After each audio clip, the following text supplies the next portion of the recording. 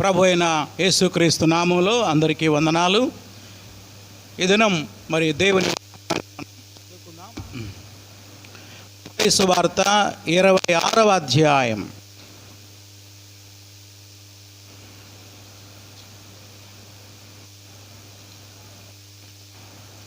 31వ వచనాన్ని చదువుకుందాం.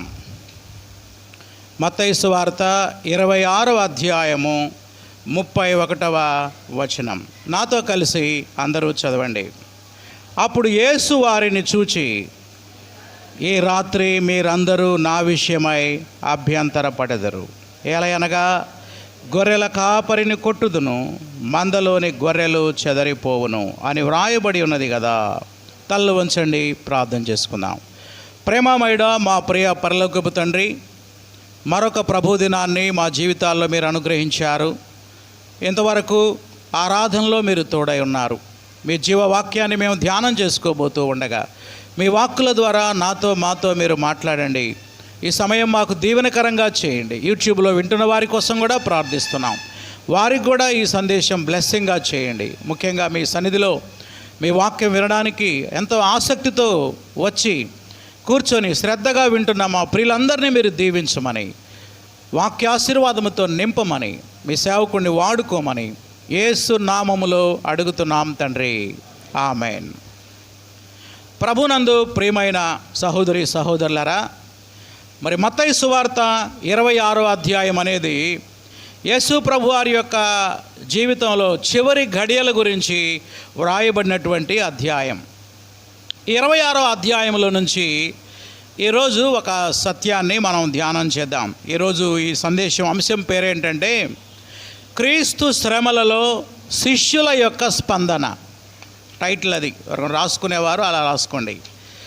Response of disciples in Jesus trials. యేసు శ్రమలలో ఎవరి స్పందన? శిష్యుల యొక్క స్పందన. ప్రభు అయిన యేసుక్రీస్తు వారు శ్రమల గుండా వెళ్తున్నప్పుడు 3.5 సంవత్సరాలు ఆయన్ని వెంబడించినటువంటి శిష్యులు ఎలా రెస్పాండ్ అయ్యారు? హౌ దే రెస్పాండెడ్, ఎలా వారు స్పందించారో ఈరోజు మనం దేవుని వాక్యంలో నుంచి మనం ధ్యానం చేసుకుందాం.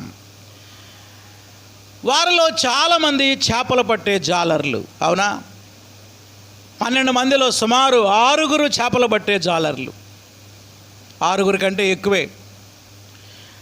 ఎందుకు పనికిరానటువంటి వారిని, విద్య లేని పామరులని దేవుడు ప్రేమించి వారిని తన శిష్యులుగా ఏర్పరచుకున్నాడు. అంత మాత్రమే కాదు, వారికి అద్భుతమైనటువంటి బోధలు చేశాడు. 3.5 సంవత్సరాల పాటు వారికి ట్రైనింగ్ ఇచ్చాడు. 3.5 సంవత్సరాలు ఆయనే వారిని పోషించాడు. అద్భుతమైన వరాలు ఇచ్చాడు. దయ్యములను వెళ్ళగొట్టే శక్తి కూడా ఇచ్చాడు.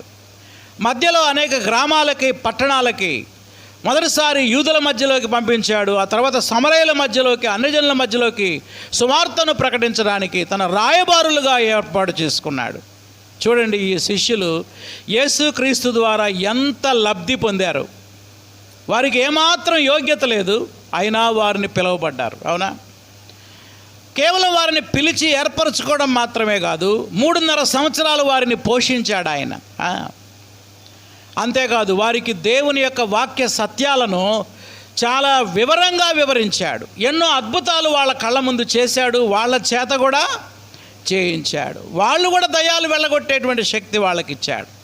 ఇన్ని ఆశీర్వాదాలు పొందినటువంటి ఈ ప్రజలు, ముఖ్యంగా ఈ శిష్యులు, తమ గురువైనటువంటి యేసు ప్రభువారు అరెస్ట్ చేయబడుతున్నప్పుడు, గెత్సెమనే వనములో ఆయన్ని బలవంతంగా సంకెళ్ళు వేసి తీసుకెళ్తున్నప్పుడు, ఆయనకి అన్యాయపు తీర్పులు తీరుస్తున్నప్పుడు, ఆయన సిలువ వేసినప్పుడు, ఆయన చేత సిలువ మోయించినప్పుడు ఇంత ప్రేమను పొందినటువంటి ఈ శిష్యులు ఎలా స్పందించారో ఈరోజు మనం ధ్యానం చేయబోతున్నాం. ఎన్నో అధ్యాయంలో నుండి 26వ అధ్యాయం.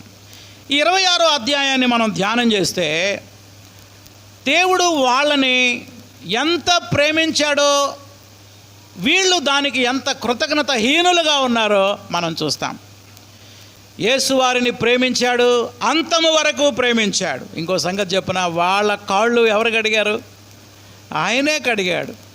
జనరల్గా మన భారతదేశంలో కొంతమంది గురువులు చెప్తారు, నువ్వు మోక్షానికి వెళ్ళాలంటే నా కాళ్ళు వెండి పళ్ళెంలో కడిగి నీ నెత్తి మీద పోసుకోరా, నీకు మోక్షం వచ్చింది అంటారు. గురువులందరూ కాళ్ళు కడిగించుకుంటా ఉంటే ఈ గురువు అయితే శిష్యుల పాదాలే కడిగాడు. ఇంత ప్రేమను పొందినటువంటి శిష్యులు ప్రభువు శ్రమల గుండా వెళ్తున్నప్పుడు ఎలా స్పందించారో 3 విషయాలు ఈరోజు నేను పంచుకోబోతున్నా. ఎన్ని? 3. నంబర్ 1, స్వశక్తిపై నమ్మకం ఉంచారు. Self confidence. కేవలం సెల్ఫ్ కాన్ఫిడెన్సే కాదు, ఓవర్ కాన్ఫిడెన్స్ కూడా ఉంది వాళ్ళకి. ఏంటి మొదటి పాయింట్ ఏంటి? స్వశక్తిపై నమ్మకం ఉంచారు. ఇంగ్లీష్లో self confidence or over confidence. ఈ సత్యాన్ని మొట్టమొదటి చూద్దాం. హౌ దే రెస్పాండ్, ఎలా స్పందించారో చూడండి. మత్తయి సువార్త 26వ అధ్యాయము 31వ వచనం చదువుతున్నా. బైబిల్ అందరూ చూడండి. ప్రభువారు శిష్యులతో ఒక మాట అంటున్నాడు. ఏమంటున్నాడు? ఈ రాత్రి మీరందరూ నా విషయమై అభ్యంతరపడెదరు. అంటే ఏంటి? అనవసరంగా ఎందుకు నమ్ముకున్నావురా బాబు ఈ యేసు ప్రభుని, నమ్ముకోకపోయినా బాగుండే అని అనుకుంటారు ఈరోజు మీరు. అది నా విషయమై అభ్యంతరపడతారు. అనవసరంగా ఈయనెందుకు వెంబడించాం మనం, చక్కగా ఈయన్ని వెంబడించకుండా ఉంటే బాగుండు కదా అని అనుకునే గడియ ఇంకా కొద్ది గంటల్లో ఏమవుతుంది? దగ్గర పడుతుంది. ఈ రాత్రి మీరందరూ నా విషయమై అభ్యంతర పడెదరు. ఆ మాట చెప్పినప్పుడు ఊరికే చెప్పలే యేసు ప్రభు వారు, లేఖనాన్ని ఆధారంగా చేసుకొని చెప్పాడు. చూడండి, పాత నిబంధన గ్రంథంలో ఒక వచనాన్ని ఎత్తి వాళ్ళకు చెప్తున్నాడు. ఏమిటా వచనం? గొర్రెల కాపరిని కొట్టుదును, మందలోని గొర్రెలన్నీ చెదరిపోవునని వ్రాయబడి ఉన్నది కదా. శిష్యులారా, ఎక్కడ రాయబడింది? రెఫరెన్స్ చెప్తా, రాసుకోండి. జకర్యా గ్రంథం 13వ అధ్యాయము 7వ వచనం. ఒకసారి చూద్దాం. చూడండి, జకర్యా ప్రవచనాన్ని ఎత్తి ప్రభు అయిన యేసుక్రీస్తు వారు ఇక్కడ చూపించాడు. జకర్యా గ్రంథం 13వ అధ్యాయము 7వ వచనం 3వ లైన్. గొర్రెలు చెదరిపోవునట్లు కాపరిని హతము చేయము, చిన్నవారి మీద నేను నా హస్తమును ఉంచుదును, ఇదే యెహోవా వాక్కు. చాలు. అలనాడు జకర్యా ప్రవచించినటువంటి ప్రవచనాన్ని ఎత్తిపట్టి చెప్తున్నాడు.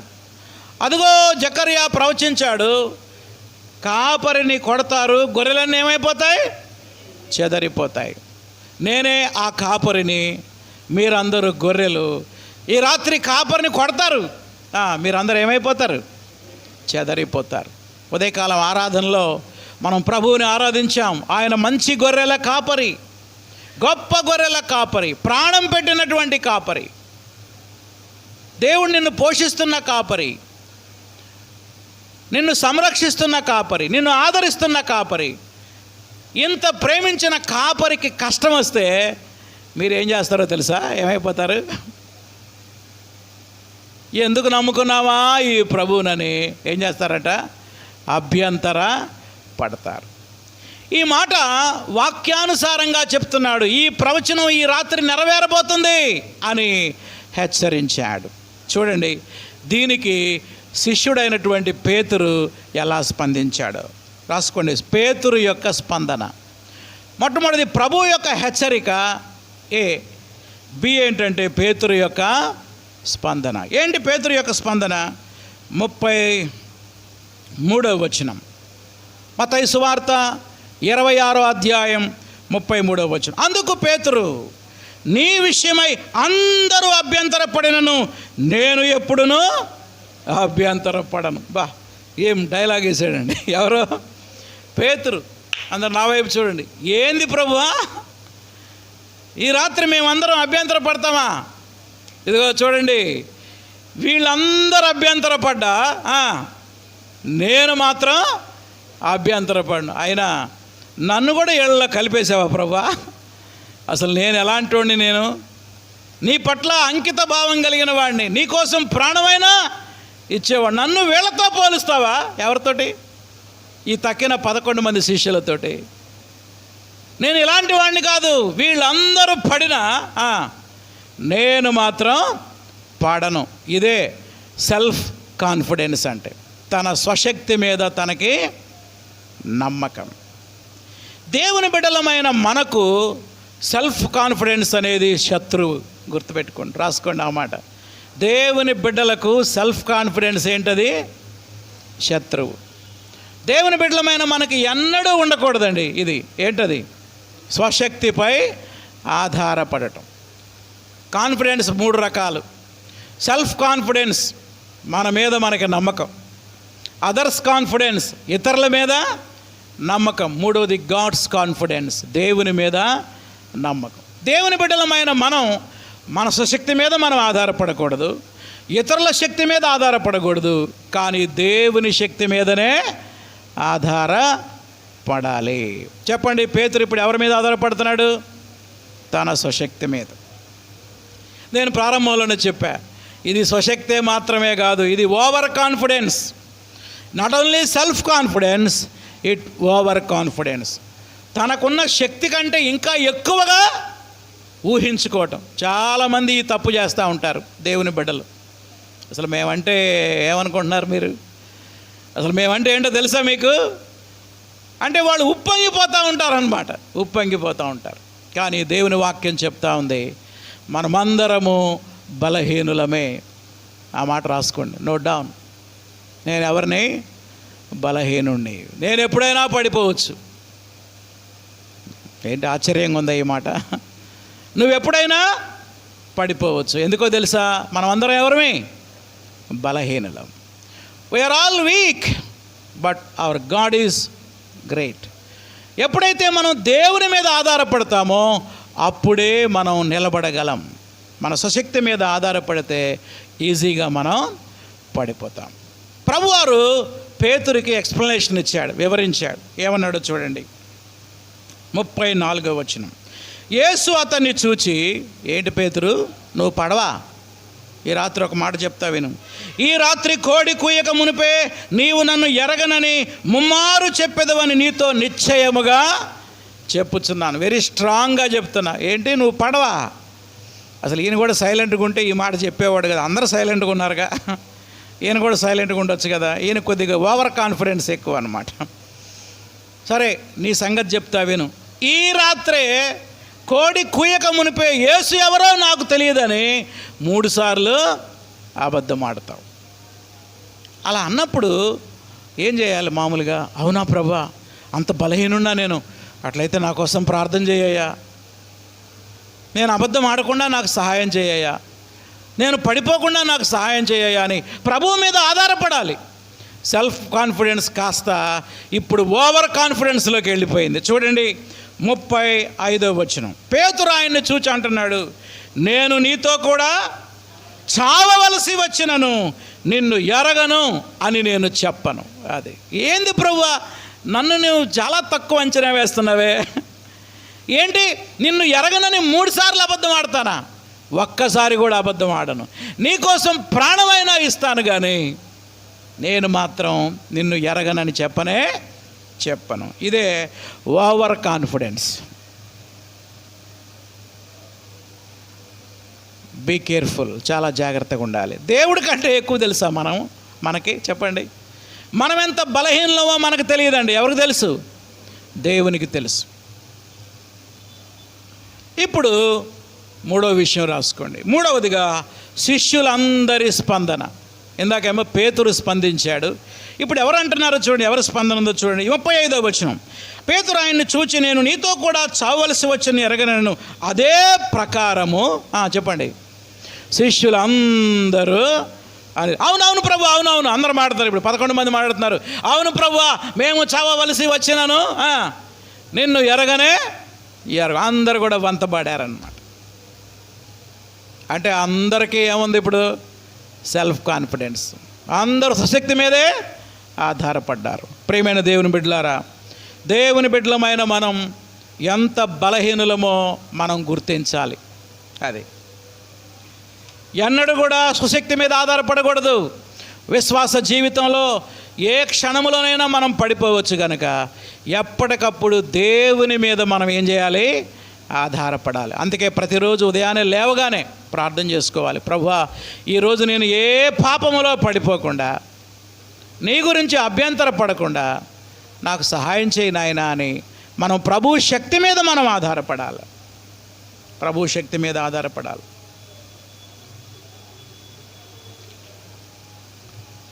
చాలా డేంజర్ అండి అసలు ఇది, చాలా డేంజర్. చాలామంది మేము చాలా బలవంతులం అనుకుంటారు, కానీ మనమందరం బలహీనులమని దేవుని వాక్యం చెప్తా ఉంది. 1 కొరింథీ 10:12 కూడా పౌలు ఈ హెచ్చరిక చేశాడు. బైబిల్ అందరూ తీర్చి చూద్దాం. 1 కొరింథీ 10:12 చదవండి ఎవరైనా. తాను నిలుచున్నానని తలంచుకొనువాడు పడకుండునట్లు జాగ్రత్తగా చూసుకోవాలి. చాలు. తాను నిలుచున్నానని తలంచుకొనివాడు పడకుండునట్లు జాగ్రత్తగా చూసుకోవాలి. ఈ మాట ఎవరు చెప్పారు? అపోస్తలుడైన పౌలు. ప్రభు అయిన యేసుక్రీస్తు వారు హెచ్చరిస్తున్నాడు. అదే హెచ్చరిక మళ్ళీ ఎవరు చేశారు? పౌలు గారు చేశాడు. నేను ఐఎమ్ స్ట్రాంగ్. బైబిల్ అంతా మనం ధ్యానిస్తే ఒక వ్యక్తి ఏ విషయంలో స్ట్రాంగ్గా ఉన్నాడో అదే విషయంలో వీక్ అయిపోయిన వాళ్ళు చాలామంది ఉన్నారు. 2 ఎగ్జాంపుల్ చెప్తా. భూమి మీద ఉన్న వారందరిలో మిక్కిలి సాత్వికుడు అని బిరుదు పొందింది ఎవరు? మోషే. సాత్వికం కోల్పోయిన వేళ ఈ సాత్వికుడు ఒకరోజు ఏం కోల్పోయాడు? సాత్వికాన్ని కోల్పోయాడు. దేవుడు అన్నాడు, మోషే ఆ బండతో మాట్లాడమంటే ఏంది, మీ అందరి కోసం నీళ్ళు రప్పియాలా అని బండని 2 సార్లు టక కొట్టి అవతల పడేశాడు. ఆవేశంతో ఊగిపోయాడు మోషే.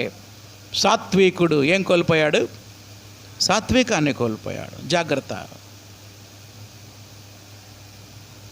కేవలం బండని కొట్టి సాత్వికాన్ని కోల్పోవటం వల్ల కనాను దేశానికి వెళ్ళలేకపోయాడు. దేవుడు అన్నాడు, నీవు ఆగ్రహంతో ఊగిపోయి సాత్వికం కోల్పోయావు కాబట్టి నీవు కనాను దేశాన్ని చూస్తావే కానీ లోపల అడుగు పెట్టడానికి అవకాశం లేదు. 2వ ఎగ్జాంపుల్ దావీదు. యథార్థవంతుడని బిరుదు పొందినవాడు.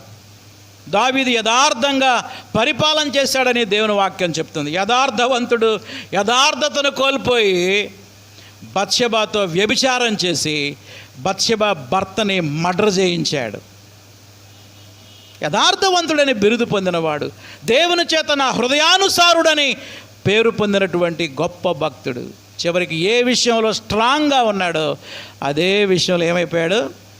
వీక్ అయిపోయాడు. ప్రియమైన దేవుని బిడ్డలారా, ఎందుకు ఈ విషయాలు చెప్తా ఉన్నానంటే మన అందరమే బలహీనులమే. ప్రతిరోజు ప్రతి నిమిషం మన ఆత్మీయ జీవితంలో నిలబడటానికి, నడవడానికి మన స్వశక్తి మీద ఆధారపడకూడదు, మన అనుభవం మీద ఆధారపడకూడదు, మన జ్ఞానం మీద ఆధారపడకూడదు. దేవుని మీదనే ఆధారపడాలి. అది అప్లికేషన్. అది చెప్పండి, ఎవరి మీద ఆధారపడాలి? దేవుని మీదనే ఆధారపడాలి. నెక్స్ట్ నెంబర్ 2, మొత్తం 3 విషయాలు చెప్తానన్నా. మొదటిది, వారు స్వశక్తిపై ఆధారపడ్డారు, అలా స్పందించారు. రెండవది, వారు నిద్రమత్తులయ్యారు. అది ఏ మత్తులైపోయారు? నిద్రమత్తులయ్యారు. Self confidence leads to sleep. స్వశక్తి మీద ఆధారపడటం అనేది నిశ్చింతగా నిద్రపోవడానికి నడిపించింది. అది ఏం పర్వాలా, మాకేం పర్వాలా అని అనుకొని హాయిగా నిద్రపోయారన్నమాట. ఈ సత్యాన్ని మనం 26వ అధ్యాయం 38వ వచనం చూద్దాం. ప్రభు అయిన యేసుక్రీస్తు వారు శిష్యుల్ని తీసుకొని గెత్సెమనే తోటలోకి వెళ్ళాడు. ఇస్కరియోతు యోధానేమో యేసును పట్టించడానికి ప్రధాన యాజకుల దగ్గరికి వెళ్ళిపోయాడు. ఎంతమంది మిగిలారు ఇంకా శిష్యులు? 11 మంది. 11 మందిలో 3 సపరేట్గా గెత్సెమనే తోటలో కొంచెం ముందుకు తీసుకెళ్ళాడు. 3 పోతే ఇంకెంతమంది మిగులుతారు? 4 వెళ్ళిపోయారు. 8 మంది. 8 మందితో అంటున్నాడు, మీరు ఎక్కడే ఉండండి అన్నాడు.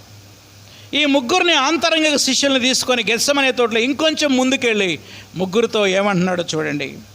38వ వచనం. అప్పుడు యేసు, మరణమగునంతగా నా ప్రాణము బహుదుఃఖములో మునిగి ఉన్నది, మీరిక్కడనే నిలిచి నాతో కూడా మెలకువగా ఉండుడి. నా హృదయంలో ఎంతో బాధ ఉంది, వేదన ఉంది, కన్నీరు ఉంది. మీరు కూడా నా కోసం మీరు ప్రార్థన చేయండి, నా కోసం ప్రార్థన చేయండి, మెలకువగా ఉండండి అని చెప్పి ఆయన ఒక్కడే కొంచెం దూరం వెళ్ళి ప్రార్థన చేశాడు. ఏమని? నా తండ్రి, 39, సాధ్యమైతే ఈ గిన్నె నా యొద్ద నుంచి తొలగిపోనిమ్ము, అయినను నా ఇష్ట ప్రకారము కాదు, నీ చిత్త ప్రకారమే కానిమ్మని చెప్పాను. 40వ వచనం. ప్రార్థన అయిపోయి మళ్ళీ శిష్యుల దగ్గరకు వచ్చాడు. 40వ వచనం చూడండి. ఆయన మరలా శిష్యుల యొద్దకు వచ్చి వారు నిద్రించుట చూచి, వచ్చేసరికి ముగ్గురు ఏం చేస్తున్నారు? ఉరకబెట్టి నిద్రపోతున్నారు. 3.5 సంవత్సరాలు నువ్వు ఆయన్ని వెంబడించావే, ఆయన ఇప్పుడు కష్టంలో ఉంటే, బాధలో ఉంటే నిద్రట్ట పడుతుంది నీకు? నిద్ర పట్టొచ్చా? మామూలుగా అయితే నిద్ర పట్టిద్దా? మనం ఎవరినైతే బాగా ప్రేమించామో వాళ్ళు కష్టాల్లో ఉంటే మన నిద్ర పట్టిద్దా? చెప్పండి. వాళ్ళు మన దగ్గరే ఉన్నారు, నిద్ర పట్టదండి. కానీ ముగ్గురు శిష్యులకి ఏమొచ్చేసింది? నిద్ర వచ్చేసింది. ప్రభు అంటున్నాడు, ఒక గడి అయినను నాతో కూడా మేల్కొని ఉండలేరా? కనీసం ఒక గంట, ఈవెన్ 1 అవర్, ఒక్క గంట అయినా నాతో కూడా మెలకువగా ఉండలేరా? ప్రభువారికి ఇప్పుడు సహవాసం అవసరమైంది. వాళ్ళతో సహవాసం చేయాలనుకుంటున్నాడు. వాళ్ళ ప్రార్థనా సహాయాన్ని కోరితే వారు ప్రార్థన మానివేసి నిద్రపోతున్నారు. ప్రభు అన్నాడు చివరికి, సరే నా కోసం ప్రార్థన చేయకపోతే చేయిపోయారు, కనీసం మీకోసమైనా మీరు ప్రార్థన చేసుకోండి. 41వ వచనం చూడండి. మీరు శోధనలో ప్రవేశించకుండానట్లు మెలకువగా ఉండి ప్రార్థన చేయుడి. ఆత్మసిద్ధమే కానీ శరీరం బలహీనమైపోయింది. సరే నా కోసం చేయకపోతే చేయిపోయారు, కనీసం మీకోసం. ఈ రాత్రి శ్రమ నా ఒక్కడికే కాదు, మీకు కూడా రాబోతా ఉంది.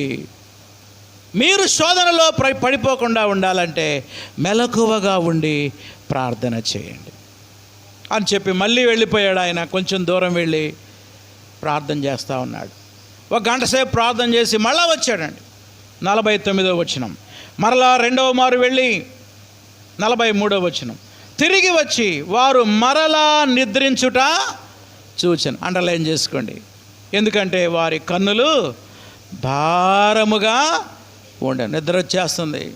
యేసయ్యా తండ్రి అన్నారన్నమాట. తండ్రి గురక పెడుతున్నారు. తండ్రి అంటున్నాడు, గురక వస్తుంది.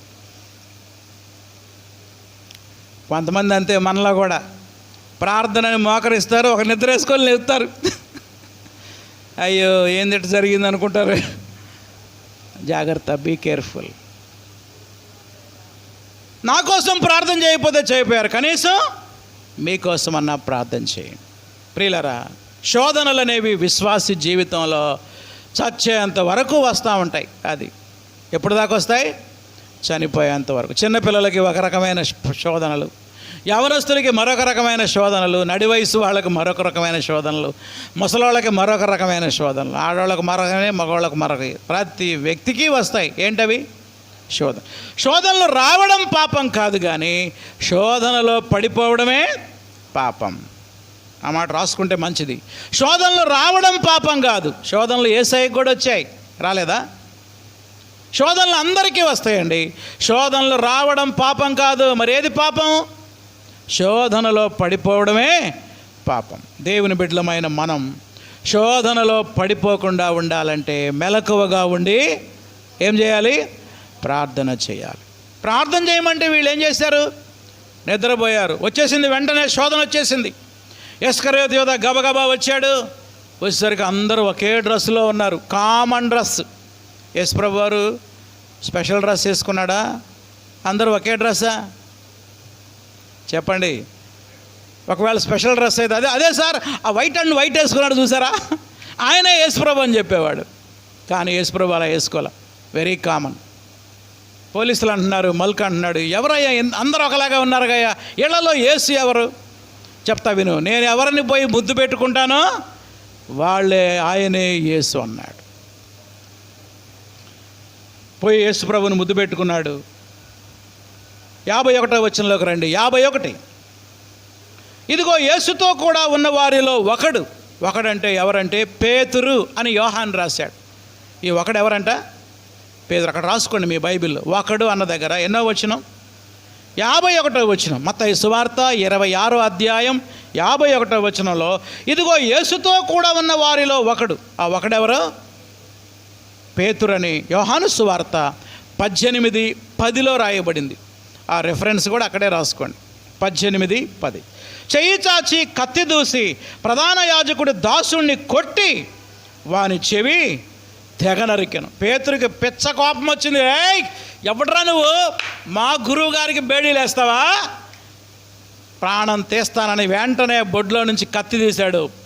ఒక్క దెబ్బన చెవి ఏం చేశాడు? తెగ నరికాడు. ఒక వ్యాఖ్యానకర్త ఏమన్నాడంటే, ఏబి బ్రూస్ అనేటువంటి ఆయన ద ట్రైనింగ్ ఆఫ్ 12 అనే బుక్లో ఇలా అన్నాడు, Peter used his weapon boldly. పేతురు తన ఆయుధాన్ని ధైర్యంగా ఉపయోగించాడు, బట్ నాట్ స్కిల్ఫుల్లీ అన్నాడు. ధైర్యం ఉంది కానీ స్కిల్ లేదు. అంటే అర్థం ఏంటంటే, ఆయన తలకాయ నరుకుదాం అనుకున్నాడు, పొరపాటున చెవి నరికాడు. భలే చెప్పాడు ఆయన. ఏబి బ్రూస్ అనే ఆయన ద ట్రైనింగ్ ఆఫ్ 12 అనే బుక్లో అన్నాడు, he used his weapon boldly but not skilfully.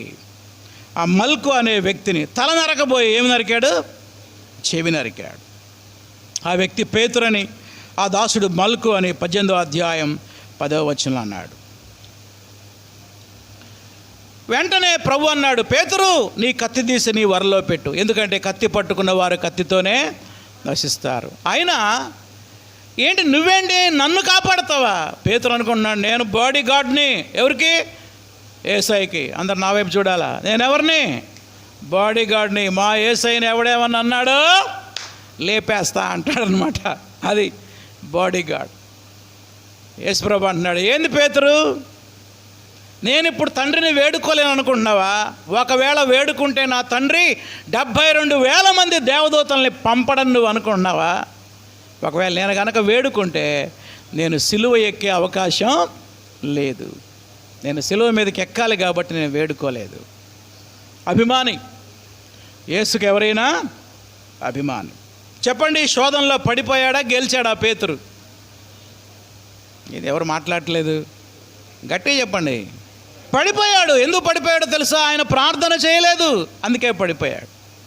ఒకవేళ ప్రార్థన చేస్తే పడిపోయేవాడు కాదు.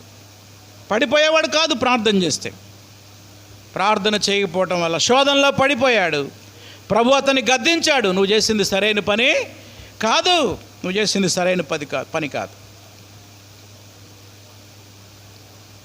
దేవుని బిడ్డలమైన మనం చాలా జాగ్రత్తగా ఉండాలి. ప్రభువుకి అభిమానులు ఉంటారు చాలామంది, కుమారులు చాలామంది తక్కువ. ఈనాడు సంఘాల్లో యేసుప్రభు అంటే అభిమానులు చాలామంది ఉన్నారు. యేసుప్రభు ఎవరో? మా దేవుడిని ఏమని అన్నావో నువ్వు బతకవేక భూమి మీద అంటే వాళ్ళు ఏంటి? యేసుప్రభు యొక్క అభిమానులు అన్నమాట. యేసుప్రభుకి అభిమానులు ఎక్కువ, కుమారులు కుమార్తెలు తక్కువ.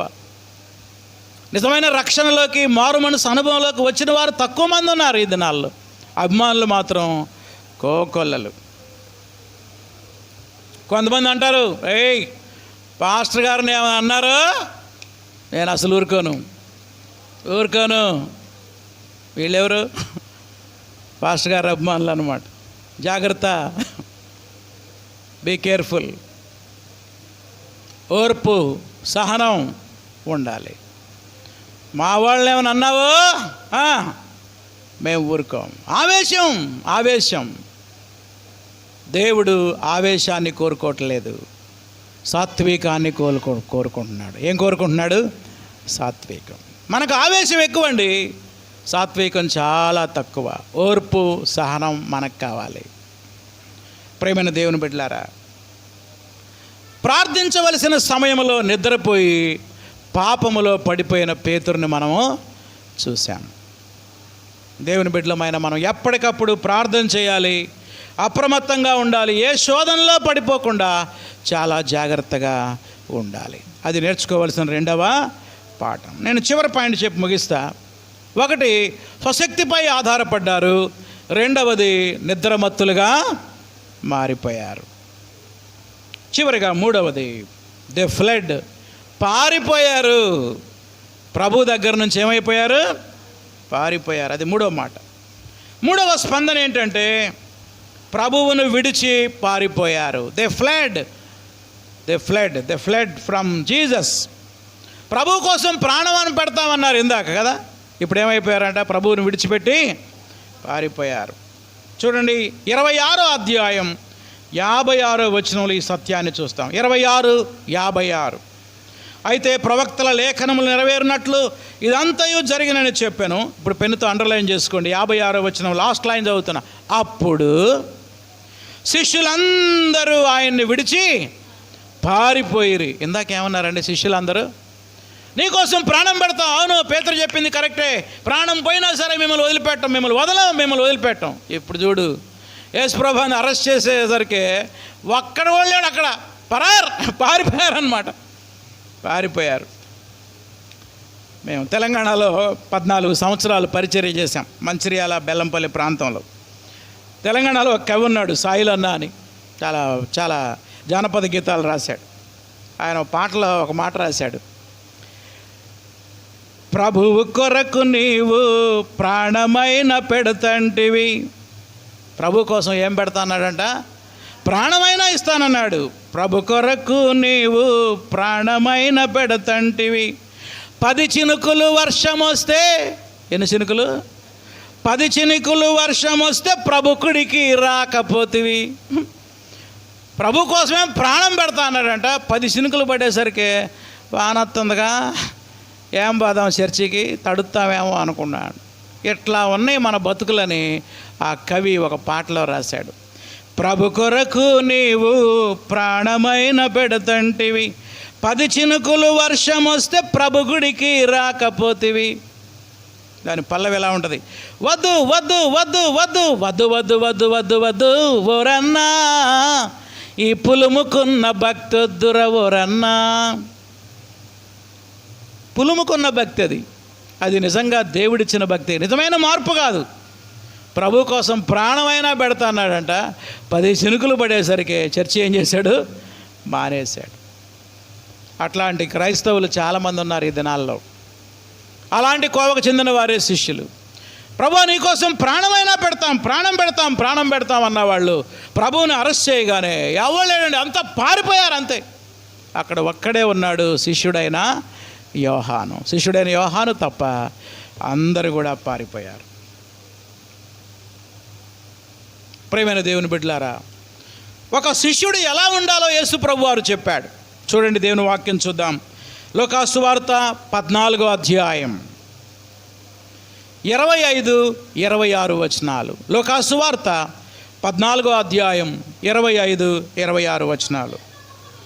జన సమూహములు ఆయనతో కూడా వెళ్ళుచున్నప్పుడు ఆయన వారి తట్టు తిరిగి, ఇది కంఠత వాక్యం అండి, దీన్ని అందరు కంఠస్థం చేయాలి. ఎవడైనను నా యొద్దకు వచ్చి తండ్రిని, తల్లిని, భార్యను, పిల్లలను, అన్నదమ్ములను, అక్క చెల్లెండ్రను, పెన్నుతో అండర్లైన్ చేయండి, తన ప్రాణమును సహా ద్వేషింపకుంటే వాడు నా శిష్యుడు కానేరడు. అది యేసు ప్రభు శిష్యుడిగా మారాలంటే ఏం చేయాలా? నీ ప్రాణాన్ని సహా ద్వేషించాలి. అంటే అర్థం ఏంటంటే, ప్రాణం తర్వాత ఫస్ట్ స్థానం ఎవరు? ప్రభువే. ప్రభువుకు మొదటి స్థానం, తర్వాతే ఎవరైనా ఏదైనా, చివరికి నా ప్రాణమైన. ఈరోజు ప్రవీణ్ పగడాల గారు ప్రభు కోసం ఏం త్యాగం చేశాడు? ప్రాణాన్ని త్యాగం చేశాడు. బైబిల్ గ్రంథంలో కొన్ని ఎగ్జాంపుల్స్ ఉన్నాయి. షడ్రక్, మేషక్, అబేద్నెగోలు, మీరు కనుక ఈ బొమ్మకు మొక్కకపోతే అగ్నిగుండంలో పడేస్తామన్నారు. ఏం చేశారు? ప్రాణాలు కాపాడుకోవడానికి పోయి మొక్కారా? మొక్కలేదండి. ఓ నెబుకద్నెజరు, మండుచున్న వేడిమి గల అగ్నిగుండము నుండి మమ్మల్ని రక్షించడానికి మా దేవుడు సమర్థుడు. ఒకవేళ రక్షించకపోయినా నీ బొమ్మకు మాత్రం మేము మొక్కం. వాళ్ళు ప్రాణాన్ని ద్వేషించిన వాళ్ళు. అంటే వాళ్ళు దేవుణ్ణి ఎక్కువ ప్రేమించారు, ప్రాణాన్ని తక్కువ ప్రేమించారు. రెండో వ్యక్తి దానియేలు సింహాల బోన్లో పడేస్తామన్నారు. ప్రాణం పోయినా సరే ప్రార్థన మానను, అది ఆయన కొటేషన్. ప్రాణమైనా ఇస్తాను కానీ ప్రార్థన మాత్రం నేను మానను. తీసుకెళ్ళి సింహాల గుహలో పడేశారు అంతే. సంఘ చరిత్రలో అనేక మంది విశ్వాస వీరులు స్టెఫెన్ లాంటి వాళ్ళు, మొన్న ప్రవీణ్ పగడాల లాంటి వారు దేవుని కొరకు ప్రాణాలు త్యాగం చేశారు. భారతదేశ చరిత్రలో స్వతంత్ర పోరాటంలో భగత్ సింగ్ అనేటువంటి ఒక స్వతంత్ర సమర యోధుడు ఉన్నాడు. ఎవరైనా భగత్ సింగ్. ఆయన ఎంత గొప్ప వీరుడంటే బ్రిటిష్ వాళ్ళు ఆయన అరెస్ట్ చేసి ఆయనకి ఉరిశిక్ష విధించారు. రేపు ఉరిశిక్ష అంటే ఈ రాత్రి నిద్ర పట్టిద్దండి ఎవరికైనా? నిద్ర పట్టదు. నా దేశం కొరకు నేను ప్రాణం అర్పిస్తున్నానని ఎంత కాన్ఫిడెంట్గా ఉన్నాడో భగత్ సింగ్.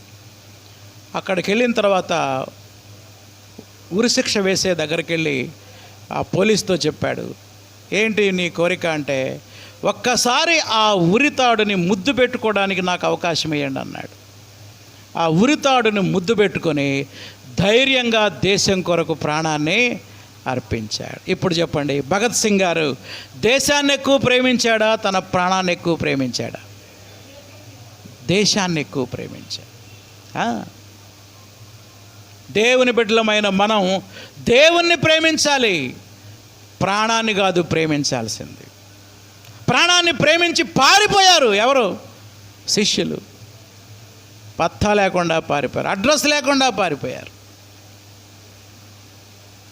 వణిగిపోయారంతే. వామ్మో, మా గురువుగారిని అరెస్ట్ చేస్తారు, మమ్మల్ని కూడా అరెస్ట్ చేస్తారు, మమ్మల్ని కూడా చంపుతారేమో, మా ప్రాణం కూడా తీస్తారేమో. మరి నీ సంగతి ఏంటి, నా సంగతి ఏంటి? What about you? మనం బాప్తీసం తీసుకున్న రోజు పాస్టర్ గారు అడుగుతాడు, నీకై నువ్వు బాప్తీసం తీసుకుంటున్నావా, ఎవరన్నా నిన్ను బలవంతం చేశారా అని. నన్ను ఎవరు చేయలేదయ్యా, నేనే తీసుకుంటున్నాను అన్నావు. మరి బాప్తీసం తీసుకుంటున్నావు, నీకు శ్రమలు వస్తాయి, శోధనలు వస్తాయి, నువ్వు నిలబడతావా? అవును నిలబడతానయ్యా నేను. వెనక్కిపోతావా? నేను వెనక్కి పోను. మరి ఇప్పుడు ఎందుకు వెనక్కిపోతున్నావు? చిన్న కష్టం రాగానే, చిన్న బాధ రాగానే ఎందుకు దేవుణ్ణి వెనకేస్తున్నాం మనం? ప్రభువు చెప్పాడు, నాగటిపై చెయ్యి వేసిన వాడు వెనక్కి తిరిగి చూడకూడదు. ఆదాం బెన్నీ అనే ఒక మంచి కవి ఉన్నాడు తెలంగాణలో. ఆయన చాలా పాటలు రాశాడు. ఆదాం బెన్నీ అనే పేరు కనుక యూట్యూబ్లో కొడితే ఆయన పాటలన్నీ వస్తూ ఉంటాయి. ఒక పాటలో ఆయన అద్భుతమైన మాట రాశాడు. లోకాశలు నన్ను పిలిచినా, లోకపు శ్రమలు అడ్డుగా నిలచినా. నేను నిన్ను నమ్ముకున్నానయ్యా. అప్పుడప్పుడు పిలుస్తూ ఉంటాయి. ఏంటయి? లోక ఆశలు. ఒకవైపు లోకాశలు పిలుస్తూ ఉంటాయి, మరోవైపు లోకం నన్ను శ్రమ పెడుతుంది. లోకాశలు నన్ను పిలచినా, లోకపు శ్రమలు అడ్డుగా నిలచినా. నాగటిపై చెయ్యి వేసి వెనుదిరిగి చూడలేనయా, నాగటిపై చెయ్యి వేసి వెనుదిరిగి చూడలేనయా. నా గమ్యము నీవేనని, నా గమ్యము నీవేనని సహనముతో సాగెదనయ్యా, సహనముతో సాగెదనయ్యా. అది చరణం. పల్లవి. ఏది ఏమైనా కానీ నీతోనే ఉంటానయ్యా, నన్ను ఎవ్వరేమన్నా కానీ నిన్ను విడచి పోలేనయ్యా. నువ్వు దేవుని నమ్ముకుంటే, దేవుని మందిరానికి వెళ్తూ ఉంటే హేళన చేస్తారు, ఎగతాళి చేస్తారు, నిందలేస్తారు, అవమానపరుస్తారు. అయినా పర్వాలా, ఏది ఏమైనా కానీ, నన్ను ఎవరేమన్నా కానీ నేను నీతోనే ఉంటా, నిన్నే వెంబడిస్తా, నిన్ను విడిచి నేను పోలేను. That is the commitment of a believer. ఒక విశ్వాసికి అలాంటి తీర్మానం ఉండాలి. ప్రియులారా, నేను ముగించబోతున్నా. యేసు శ్రమలలో శిష్యుల యొక్క స్పందన 3 విధాలుగా స్పందించారు. మొదటిది, స్వశక్తి మీద ఆధారపడ్డారు, తద్వారా ఓడిపోయారు. ప్రార్థించమంటే నిద్రమత్తులైపోయారు, తద్వారా శోధనలో పడిపోయారు. చివరికి ప్రభువును విడిచిపెట్టి ఏమైపోయారు? పారిపోయారు. ప్రార్థన చేసుకుందాం. తల్ల వంచండి. మరి నీ సంగతి, నా సంగతి ఏంటి? ప్రార్థన చేసుకుందాం దేవుని సన్నిధిలో. ఎవరు మౌనంగా ఉండద్దు. దేవుడు నీతో ఇంతసేపు మాట్లాడాడు. నువ్వు ఒక్క నిమిషం దేవునితో మాట్లాడు. అయ్యా, నేనెన్నడూ నా స్వశక్తి మీద ఆధారపడకుండా నీ మీద ఆధారపడటానికి నాకు సహాయం చేయి ప్రభువా అని ప్రార్థన చేసుకుందాం. సాత్వికుడైన మోషే సాత్వికాన్ని కోల్పోయాడు. యథార్థవంతుడైన దావీదు యథార్థతను కోల్పోయాడు. మరి నీ సంగతి ఏంటి? నా సంగతి ఏంటి? నిలుచున్నానని తలంచుకునేవాడు పడిపోకుండా జాగ్రత్తగా చూసుకోవాలి. ఊరికి నేను మౌనంగా మోకరించొద్దు. మాట్లాడండి దేవునితోటి. అయ్యా, నా సుశక్తి మీద నేను ఆధారపడకుండా, నా అనుభవం మీద ఆధారపడకుండా అనుక్షణం నీ మీద ఆధారపడటానికి నాకు సహాయం చేయి ప్రభువా అని ప్రార్థన చేసుకుందాం. ప్రార్థన చేయండి, ప్రార్థన చేయండి. మనం ప్రార్థిస్తున్నామా, నిద్రపోతున్నామా? శోధనలో పడిపోకుండా మెలకువగా ఉండమని ప్రార్థన చేయమని ప్రభు హెచ్చరించాడు. ప్రార్థన చేసుకుందాం. ప్రభువా, ప్రతిదినం నిద్రమత్తుగా ఉండకుండా అప్రమత్తంగా ఉండటానికి సహాయం చేయమని ప్రార్థన చేసుకుందాం. బోర్డర్లో సైనికుడు ఎంత అప్రమత్తంగా ఉంటాడో, క్రీస్తు సైనికులమైన మనం అంత అప్రమత్తంగా ఉండాలి. ఎప్పటికప్పుడు కష్టాలు వచ్చినాయని పారిపోయినటువంటి శిష్యుల్ని మనం చూసాం. మరి నీ సంగతి ఏంటి? ఎవరో ఏదో అంటున్నారని బాధపడుతున్నావా? వెనకడుగేస్తున్నావా? ప్రభు కోసం ప్రాణమైనా పెడతానన్నావు కదా. నీ బాప్తిసం రోజు నువ్వు చేసిన తీర్మానం ఏమైంది? ఈరోజు ప్రార్థన చేసుకుందాం. ప్రభువా, ఏ పరిస్థితుల్లో నేను నిన్ను విడవను ప్రభువా, నిన్ను ఎడబాయను నాయన, నీతోనే ఉంటానయ్యా. ప్రార్థన చేయండి. ప్రభు దగ్గర తీర్మానం చేసుకుందాం. ఏది ఏమైనా కానీ నీతోనే ఉంటానయ్యా. నన్ను ఎవరేమన్నా గానీ నిన్ను విడచి పోలేనయ్యా. ప్రేమగల తండ్రి, నీ కుమారుడైన యేసుక్రీస్తు యొక్క శిలువ శ్రమల గురించి ఇంతవరకు మాతో మాట్లాడుతూ వచ్చావు. శ్రమలలో శిష్యులు ఎలా స్పందించారో, మేమెలా స్పందించాలో మాతో మాట్లాడినందుకు వందనాలు. అనేకసార్లు మేము మా స్వశక్తి మీద మేము ఆధారపడుతున్నాం. సెల్ఫ్ కాన్ఫిడెన్స్తో, ఓవర్ కాన్ఫిడెన్స్తో ఫెయిల్ అయ్యాం ప్రభువా, మమ్మల్ని క్షమించండి. జీవితంలో ఎన్నడూ మా శక్తి మీద మేము ఆధారపడకుండా నీ శక్తి మీద ఆధారపడటానికి సహాయం చేయండి. ప్రార్థించవలసిన సమయంలో నిద్రమత్తులం అయిపోయాం తండ్రి, మమ్మల్ని క్షమించండి ప్రభువా. ప్రార్థన కూడా సమయం లేనివారుగా ఉన్నాం నాయన. శోధనలో ప్రవేశించకుండా మెలకువగా ఉండి మేము ప్రార్థించడానికి మాకు సహాయం చేయండి. ముఖ్యంగా ఎన్ని కష్టాలు వచ్చినా, ఎన్ని బాధలు వచ్చినా, ఎన్ని నిందలు అవమానాలు వచ్చినా నిన్ను విడిచి వెళ్లకుండా ఉండటానికి సహాయం చేయండి. నిన్ను హత్తుకునే ఆ కమిట్మెంట్ లైఫ్ మీరు మాకు దయచేయండి. ఈ వారమంతా మీ కృప, మీ కాపుదల మీరు దయచేయమని, వచ్చిన బిడ్డలందరినీ మీరు దీవించండి. వాక్యానుసారంగా జీవించే కృప మా అందరికీ దయచేయమని నజరేయుడైన యేసు నామములో అడుగుతున్నాం తండ్రి. ఆమేన్. ప్రభు యేసు రక్తమే జయం, అపవాది క్రియలకు లయం. ప్రభు యేసు రక్తమే జయం, అపవాది క్రియలకు లయం. ప్రభు యేసు రక్తమునకు సంపూర్ణ విజయం, అపవాది క్రియలకు అనంత నాశనం. హల్లెలూయా, స్తుతి స్తోత్రం. ఆమేన్. మన తండ్రి అయిన దేవుని ప్రేమ, ప్రభు అయిన యేసుక్రీస్తు కృప, పరిశుద్ధాత్మ అన్యోన్య సహవాసము, కాపుదల ఇప్పుడు ఎల్లప్పుడూ సదాకాలం మనకు తోడై ఉండును గాక. ఆమేన్. అందరికీ వందనాలు. God bless you. ఎవరైనా రోగులు, బలహీనులు ఉంటే ముందుకొచ్చి ప్రార్థన చేయించుకోండి. యవనస్తులైన వారు ఇక్కడే ఉన్నట్లయితే మీకు యవనస్తుల కూడిక జరుగుతుంది. God bless you. Thank you.